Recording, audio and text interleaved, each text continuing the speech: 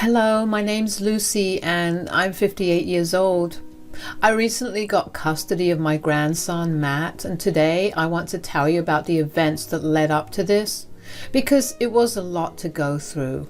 I'm finally at a place where I'm willing to talk about it, and I think sharing it here will only build my confidence to talk to people in real life about it. Let me begin by telling you about my daughter, Melanie. Melanie is my one and only child, but she was the apple of my eye. When she was just 3 years old, her dad and my husband passed away, and so it had always been just the two of us. She was a bright and brilliant girl. If there was one thing I absolutely adored about her, it was her sense of work ethic. It was what got her everything she wanted, including a full ride to her dream college. Melanie met her husband Nathan in college, and they got married almost immediately after they graduated. I was not too thrilled about it because I wanted Melanie to at least have a taste of the outside world while being independent, but I held my tongue because I didn't see it as my place to say anything. I was just happy to see her happy. The only advice I gave her was to hold off on having children so soon because she needed to focus on her career first. She did not really listen to me because only 2 years later she got pregnant with my grandson Matt. I was once again not thrilled that she was pregnant so soon, but a part of me was a little excited at the idea of becoming a grandmother. When Matt was born, it was truly a moment of pure joy for me. The first time I held him in my arms, I just knew that I was going to spoil him rotten. Fast forward to around 2 years later, Melanie and Nathan decided to move to another state because Nathan found a better job there. I was not happy that I was going to be separated from my grandson, but I knew that Melanie and Nathan were only doing that to provide a better life for Matt, so I learned to live with their absence. They did come back around 8 years later, and I was overjoyed to welcome them back. During those 8 years away, I did not see them in person even once. I only ever communicated with them via Skype and your regular calls. Anyways, when they got back, Nathan and Melanie rushed headfirst into working. They began to leave Matt with me a lot because they would work from 8 in the morning to 9 in the night. Now, I have no idea if they were actually working, but I was glad that I got to spend a lot of time with Matt. As a result, the both of us got close. I became Matt's favorite person and he became mine, and I spoiled him just as I had originally planned. But things only started going downhill starting with Matt's 12th birthday. His parents and I always have a big celebration for him, but this particular birthday I could not be there because I was on a work trip. I tried my best to come back by the morning of his birthday, but I couldn't. So to make up for missing his big day, I met up with only him the next day. "Hey, sweetie, happy belated birthday." "Thanks, Grandma." "I'm so sorry I couldn't make it yesterday. I tried my best to make it back in time, but it was already 11 p.m. "It's okay, you made it up to me anyway." How could I not celebrate my favorite grandson's birthday? "I'm your only grandson, Grandma." Okay, you're still my favorite though. Anyways, 12 is a big age. What did you do yesterday? "Nothing." "Nothing? Oh, come on, Matt. If you're trying to protect my feelings for missing out on your birthday, I can assure you that I'll be fine." "No, Grandma, I really didn't do anything." "What do you mean? Didn't your parents take you out for dinner? I sent your mom money for that." "Well, I sat at home all alone throughout the day except for when my friends came over for a bit. Mom and Dad came back home really late from work, so I didn't do anything." "Why were your parents working on a Saturday?" "Mom and Dad picked up extra hours because they apparently needed the money." "That's odd. The least your mom could have done was tell me that they weren't celebrating your birthday. I would have had even more money to spend on you." "Grandma, that's really sweet, but I'm already used to this." "What do you mean?" "I mean that Mom and Dad are almost never home and they always miss big events because they're too busy working." That's so sad. How do you feel though?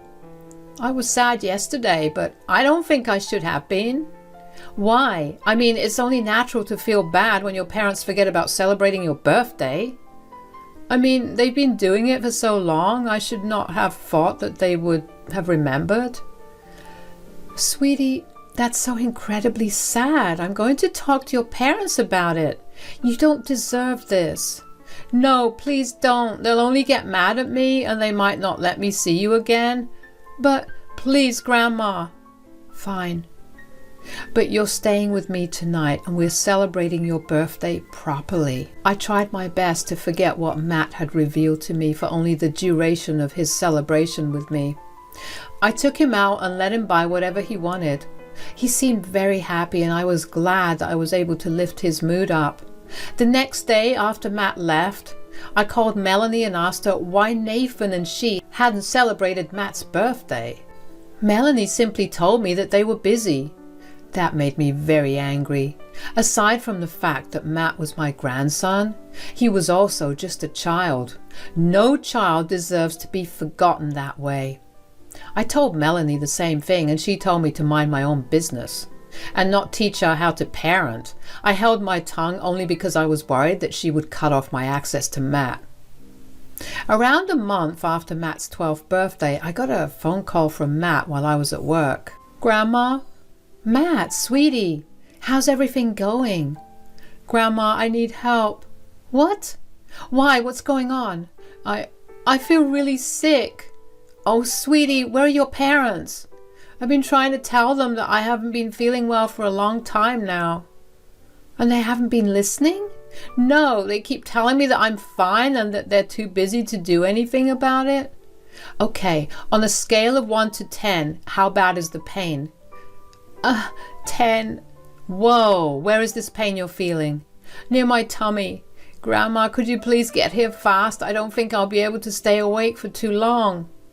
I'm already on my way, sweetie. Just keep talking to me. Tell me, how long have you been feeling this way? I've been feeling this way for a week and a half now. And it's always been this bad? Yes. Why the hell would your parents not take you to the doctor? That's not right of them. I don't know. I tried to tell them. I even went to them and cried about it, but they just brushed me off.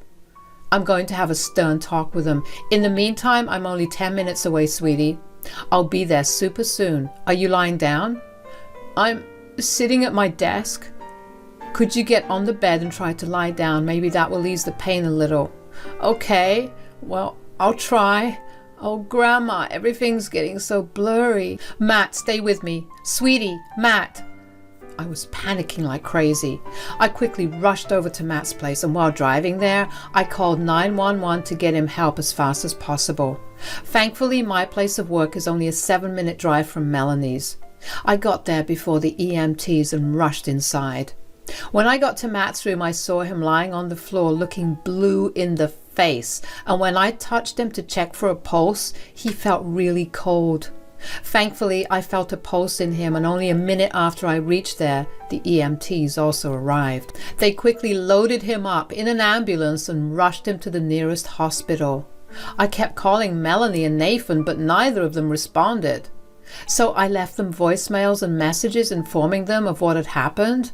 Right as I was imagining the worst case scenarios, Matt's doctor told me that he had a ruptured appendix and needed to have emergency surgery. He was rushed into the ER, and I paced back and forth as I waited to hear about the results. I still couldn't get a hold of Melanie or Nathan, and my anger towards them was only growing with every minute. Thankfully, Matt's surgery went off smoothly and he quickly came back to consciousness after he was put into his own ward. About an hour after Matt awoke, Melanie and Nathan rushed in. Oh my God, Matt, what happened? Apparently my appendix ruptured and I needed to have immediate surgery. How did this happen so suddenly? Suddenly? Matt has been telling you about this pain for over 10 days. Sure, but how were we supposed to know that it was this serious? Are you being serious right now? As Matt's parents, both of you should look after every pain and illness that Matt has, regardless of how tiny and insignificant it seems. You know, I don't appreciate you talking to my husband that way. I wouldn't have to talk to either of you this way if you just took care of your son. Are you accusing us of being bad parents? Yes, I think I'm being pretty clear about it as well. This was our only mistake. A mistake that would have cost Matt his life if he hadn't called me. Not to mention both of you value your work over Matt all the damn time. We do not. Right. Tell me that when I've been picking him up at least 3 times a week from school because both of you forgot that you had to. Listen, we're working hard to provide for him. Sure, we forgot to do certain things every once in a while, but that doesn't make us bad parents. You think Matt is going to care about all the money you got him 5 years down the lane? No. All he's going to remember is how you neglected him and how your neglect almost got him killed. You are overstepping so many lines. That is it. You may be Matt's grandma, but you have no say in how he's brought up or what we as parents do. I want you out of his ward. But Mom, I want Grandma here. She brought me here, so I think she deserves to be here. Matt, stay out of it. Once you're nice and healed, you are going to be in trouble. Why will he be in trouble? He could have called us and told us about his pain. Instead of coming to us, he went to you, and now we're beyond humiliated and embarrassed. You can't take your feelings out on him. He's been suffering, and he reached out to the only person he knew would take his pain seriously. Okay, Lucy, you really need to step out now, or we will have to get you thrown out. You can't do that. As his parents, we'll be given first priority. I just have to tell the nurse to take you out of here. Fine, but this isn't over. Matt, sweetie, take care. Everything will be fine, and you have absolutely nothing to worry about. I'll see you soon. I was beyond enraged, but once again I decided to hold my tongue because I knew that I couldn't just abandon Matt when he most definitely needed me the most. I tried my best to get in contact with Melanie and Nathan to get updates on Matt, but neither of them answered any of my calls or texts. I could only hope that Matt was recovering nicely. That was until just a week after his surgery, Melanie called me and asked me to look after Matt during the daytime after work until they came back home. She never addressed our last conversation, nor did she apologize for how she talked to me. I let it go because I was just happy to see Matt again. The next day, I rushed over to Matt right after work and saw him lying in bed and playing a video game. There's my brave and strong man. How are you doing, champ? I could be better, I guess. Have Mom and Dad been taking proper care of you? Well, they left me alone all day, so... What? I thought at least one of them would have taken off to look after you. It was truly a miracle that even one of them stayed with me when I was in hospital. Oh my God, you poor child. I want out of this house, Grandma. Is there anything you can do about it? Of course. I mean, I'm your grandma, and your parents have neglected you enough for me to use my rights as your grandma to take custody of you. But I don't think that your parents will be too happy about it. Who cares what they think? They clearly don't care enough about me. I completely agree. You'll be a little busy though, and you'll probably have to go to court, and it'll be really tiring. I'll do anything to get out of this house. If I could survive my appendix bursting, I think I can handle being tired for a while. Wow, just how much damage have your parents done? You know, one time they forgot me in another state because they got too wrapped up with their own things. Another state? Yeah, one time they surprised me with a road trip, which only turned out to be a business trip for the both of them. I stayed in the hotel the entire time while both of them worked. And one day after their meeting was done, they just left. They completely forgot I was even there. I had to spend a whole night at the police station waiting for them to come back. Did the police say anything to them? They spoke to my dad and he told them he was overtired and that it was an honest mistake and they let him go. I got yelled at afterward for not calling them. My God, they're monsters. Do you see why I want out so bad? Absolutely, honey. Let's give you another day or two to feel better and then I'll bring a lawyer over and we can start discussing getting custody of you. Thank you, Grandma. I didn't think I could get any more appalled by Melanie and Nathan's parenting, but there I was listening to just a few snippets and I already wanted to unleash hell on them. I knew that it would not be right to get my emotions involved in this situation, so I just spent the rest of that day talking with Matt and trying to make him feel better.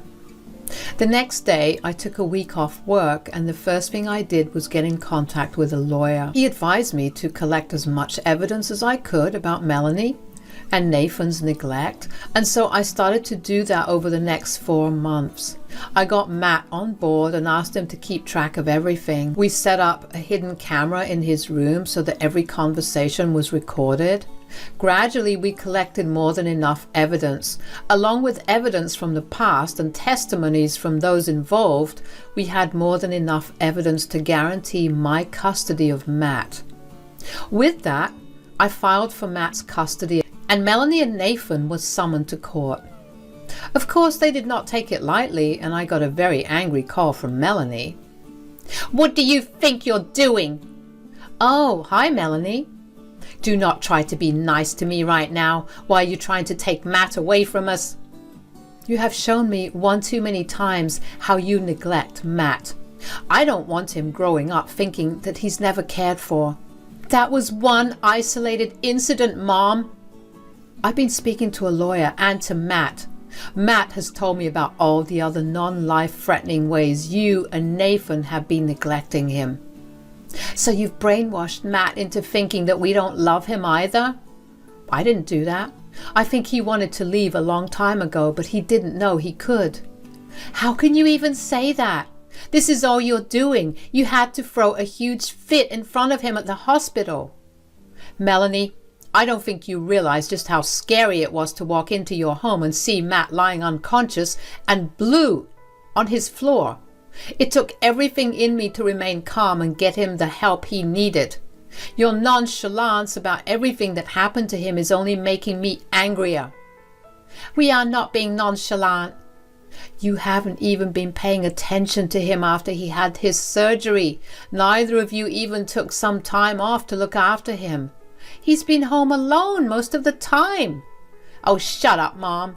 We invited you over. He was not alone." "I only see him after I'm done with work, which is around the afternoon. You and Nathan leave early in the morning and don't even get back until late evening. He's alone for a good portion of the day, and as far as I'm concerned, that's major neglect." "How do you expect us to pay off the surgery, huh? That was only more stress on us." "Are you trying to blame Matt for something he had no control over? If the shoe fits, you know what will alleviate you of all this financial stress? If you let me take care of Matt. He's my son. Your son that you do not care for. You can either make this easy or I will drag everything you've ever done to Matt into the public. Are you threatening me? If the shoe fits. Now I have to go meet with my lawyer. You have 3 days to give me an answer. Bye." I actually did plan to provide evidence of all of Melanie and Nathan's neglect to all our family and Nathan's family along with their workplaces, because I saw no reason for people like them to have children. It was only a miracle that they lived close to me, so I had some form of knowledge of what was happening on the inside. Matt was upset that his parents just did not see why they were wrong, but I stood by his side and assured him that the way his parents fought was not influenced by him or any of his actions. 3 days later, Melanie and Nathan willingly gave up their custody of Matt to me. Let me tell you, I have never in my life seen someone as happy as Matt was when he found out that his parents were signing over their custody of him. Matt cried for a good 5 minutes in pure happiness.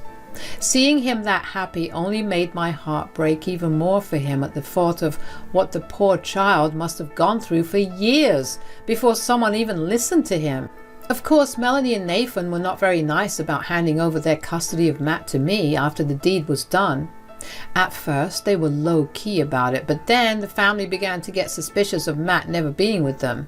They eventually came clean about their loss of custody of Matt, but not before blaming me for ruining their family. I got hundreds of calls from so many people telling me that I was a horrible person for taking a child away from their parents. I ignored all of it because Matt was my first priority, and creating a safe space for him was more important than dealing with people who just wanted to gossip. I dealt with all the harsh blows that my family sent my way and made sure that Matt would have no idea about it. But then things took a turn for the worse when Melanie and Nathan began telling everyone that Matt had been the one to convince me to take away their custody. Now, Matt has a phone and number of his own, so he began to get texts from a lot of family members asking him why he was breaking his parents' hearts this way. That was when I truly saw red. I was fine with whatever Melanie and Nathan had been saying about me, but to drag their son's name through the mud? I would not stand for that, and I would not remain silent. So I created a group chat for everyone in the family that had been harassing us, and I shared a folder full of evidence of Melanie and Nathan's neglect of Matt with them. I then exited the group chat and blocked every one of them on both Matt's and I's phones. I heard from some of my family that I was still in contact with that evidence I shared with everyone else had caused major backlash towards Melanie and Nathan. They've been ostracized by the entire family, and nobody's willing to associate with them. One of them even contacted both of their employers about their actions, and Melanie and Nathan are facing issues with their jobs. I would feel bad for them, but what did they expect when they were the ones being cruel and inhuman? I stopped wanting to hear anything about them, not only for Matt's sake, but also for mine, because every time I hear anything about them, I can actually feel my blood pressure shoot up in anger. But let me end this on a happier note and inform you that Matt has never been a happier boy. He's gone back to excelling at school, and if there's one thing I miss before having Matt stay with me, it's a quieter house, because the boy constantly has his friends over. I'm joking, of course. The child deserves to laugh and smile as much as he can after everything he's been through. I'm going to do my best to protect and provide for him, but I can already tell that he's got a much better handle on his life and himself, so I really won't have much to worry about. Thanks for giving me your time.